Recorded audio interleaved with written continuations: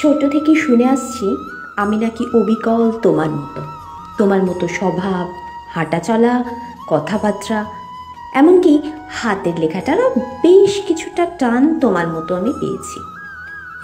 রাজনৈতিক মতাদর্শের দিক থেকে আমি তোমার দ্বারাই উদ্বুদ্ধ। ছোটবেলায় যখন জ্বর হতো, মায়ের থেকে তোমাকেই আমি বেশি চাইতাম, আঁকড়ে থাকতাম। তুমি অফিস পর্যন্ত যেতে না, বলা ভালো আমি যেতে দিতাম না। এমন অনেক দিন হয়েছে রাতে আমার জ্বর বাড়তে তুমি সেই ডালহৌসি থেকে নাইট ডিউটি মাঝপথে রেখে মাঝরাতে বাড়ি এসে বাকি রাত আমাকে নিয়েই কাটিয়ে দিয়েছ। এটাই হয়তো আইডিয়াল বাবার ডেফিনেশন, অন্তত আমার কাছে তো তাই। এখন আমরা বড় হয়ে গেছি, ছোটবেলার মতো আর হয়তো জোরে জোরে কাঁদতে পারি না, কিন্তু মনের ভাবটা সেই ছোটবেলার মতনই আছে। তোমার সাথে আমার অনেক মতের অমিলও আছে।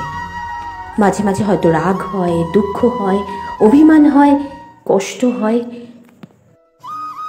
কিন্তু তা কোনো কিছুই তোমায়, আমার প্রতি তোমার যে ভালোবাসা তাকে ছাপিয়ে যেতে পারে না। পৃথিবী এদিক থেকে ওদিক হয়ে যাক, কিন্তু আমি জানি দিন শেষে তুমি আমার বাবা আর আমি তোমার মেয়ে, যা এক অখণ্ড ভালোবাসায় গড়ে উঠেছে, যা আমার শেষ দিন পর্যন্ত থাকবে। অনেক দিন থেকে আমার তোমাকে নিয়ে কিছু লিখতে ইচ্ছা করছিল, কিন্তু যাই লিখি তাতে যেন খামতি থেকে যায়। হয়তো এই লেখাটাতেও আছে, তাই যতটা পারলাম কিছুটা গুছিয়ে লেখার চেষ্টা করলাম। আসলে আমরা সন্তানেরা প্রত্যেক বাবা মার জন্য লিখতে চাই এক পৃথিবী, কিন্তু তা তো সম্ভব নয়। যদিও এই 2 লাইন লেখা আমার অনুভূতির এক অংশও নয়, তবুও পিতা স্বর্গ, পিতা ধর্ম,